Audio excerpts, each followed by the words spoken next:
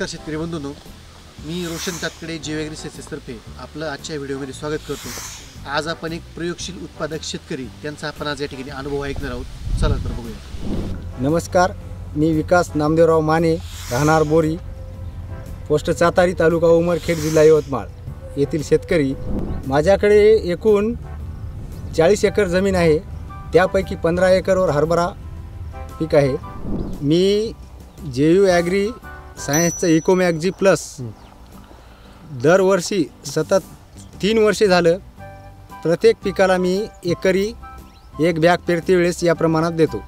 यावर्षीसुद्धा हरभऱ्याला मी इकोमॅग्जी एकरी 1 बॅग या प्रमाणात वापरलं आणि हरभऱ्याची अवस्था चांगली आहे माझ्या। या इकोमॅग्जीमुळे माझा एवढा फायदा झाला की रासायनिक खताची बचत झाली। 3 वर्षात मी हे माझा स्वतःचा अनुभव आहे। पिकाला ऊस, कापूस, सोयाबीन इकोमॅग्जीचा वापर करतो। या वर्षामध्ये मी जवळपास इकोमॅग्जी प्लस 50 पाकिट वापरले। आता हरभऱ्यालासुद्धा मी इकोमॅग्जी प्लस वापरलं आणि आता ऊस आहे माझ्याकडे 10 एकर, ऊसाला पण मी इकोमॅग्जी प्लस वापरणार आहे। या इकोमॅग्जी प्लस खतामुळे मी दरवर्षी जसं सोयाबीन असो, हरभरा असो, एकरी 1 बॅग DAP वापरायचा।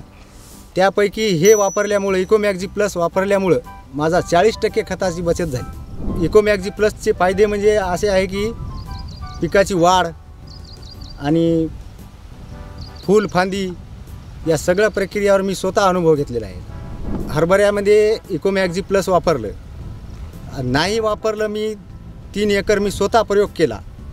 त्या चण्या आणि या चण्यामध्ये जवळपास बराच फरक आहे। इकोमॅग्जी वापरल्यामुळं या चण्याची वाढ, याची कलर, अवस्था, फुटवे चांगले आहेत। आणि तसंच कापसाला पण वापरलं।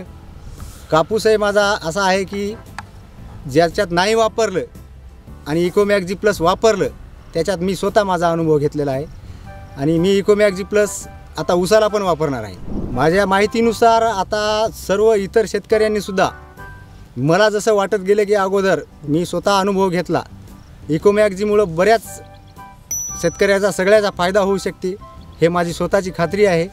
प्रत्येक पिकाला इकोमॅग्जीचा वापर हे केलाच पाहिजे। मिट्टी मुस्कुराएगी। JU Agri Sciences, मिट्टी मुस्कुराएगी।